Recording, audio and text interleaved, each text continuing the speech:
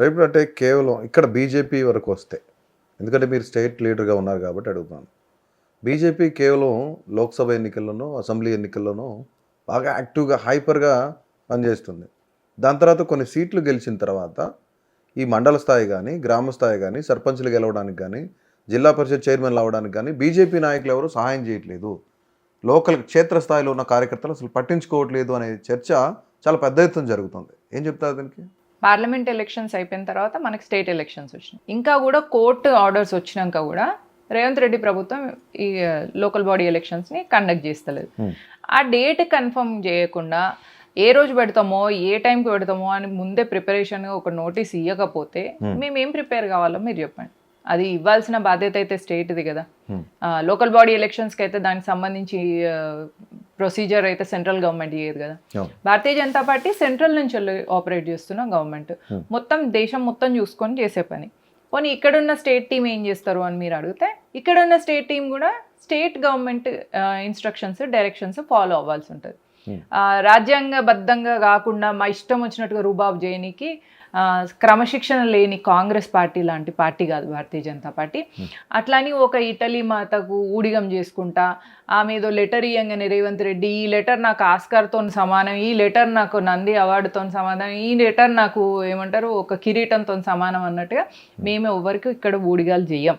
మేము భరతమాత కోసం పనిచేస్తాం కాబట్టి మేము రాజ్యాంగబద్ధంగా చేస్తాం ఏది ఉన్నా కూడా. ఎందుకంటే భారతదేశం అనేది మాకు ఎంత పవిత్రమైనదో భారతదేశానికి ఉన్న రాజ్యాంగం కూడా అంతే పవిత్రమైంది కాబట్టి దాని అకార్డింగ్గా మేము ఫాలో అవుతామే తప్ప దాన్ని ఎదురించి, దాన్ని లెక్క చేయకుండా, దాన్ని తీసి పక్కన పెట్టి లాంటి బిహేవియర్ భారతీయ జనతా పార్టీలో ఎవరికీ ఉండదు. రైట్. అంటే ఈ 18 నెలల కాంగ్రెస్ పరిపాలన చూస్తూ ఉన్నాం మనం, ఇదే స్టేట్లో ఉంది.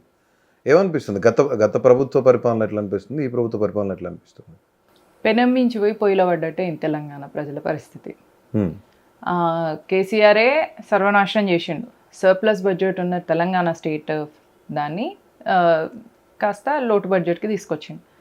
స్కాములు, ఆ కాళేశ్వరమే కానీ, ఫోన్ ట్యాపింగ్లే కానీ, ఇక మన లిక్కర్ క్వీన్ కవితక్క లిక్కర్ దందాయే కానీ, సారా దందాయే కానీ, ఏదైనా కూడా దందాలలో కాంగ్రెస్ని మేము తక్కువ కాదు. అంటే కాంగ్రెస్ 2004 నుంచి 2014 వరకు ఎట్లాంటి స్కామ్లు అయితే చేసిందో దానికి మించి మేము చేయగలము అని ప్రూవ్ చేసుకున్నది బీఆర్ఎస్. మరి ఇన్ని స్కాములు చేసి ఇవన్నీ చేసిండ్రు కాబట్టి వీళ్ళ మీద అసహ్యంతో రేవంత్ రెడ్డి ప్రభుత్వం అడ్డిమారి గుడ్డి దెబ్బల గవర్నమెంట్ ఫామ్ చేసింది. చేస్తే చేసి ఊకున్నాడా? దొరికే అవకాశం అని ఊకోవచ్చు కదా.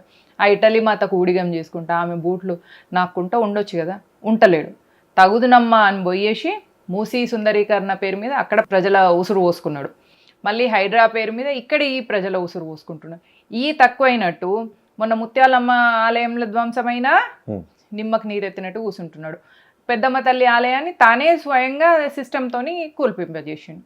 మరి ఇట్లాంటివన్నీ వేసుకుంటే ఈ రేవంత్ రెడ్డి ప్రభుత్వాన్ని 18 నెలలు భరించడమే గగనమవుతుంది. ఇంకొక 2-3 సంవత్సరాలు కర్మ అని భరించుకుంటే ఆ తర్వాత భారతీయ జనతా పార్టీ అధికారంలోకి వస్తే తెలంగాణ ప్రజలందరికీ అచ్చేదేనని మోదీ ఏవైతే వాగ్దానం చేసిండో ఆ వాగ్దానాన్ని నెరవేర్చడానికి భారతీయ జనతా పార్టీలో ఉన్న ప్రతి ఒక్క కార్యకర్త సిద్ధంగా ఉన్నారు.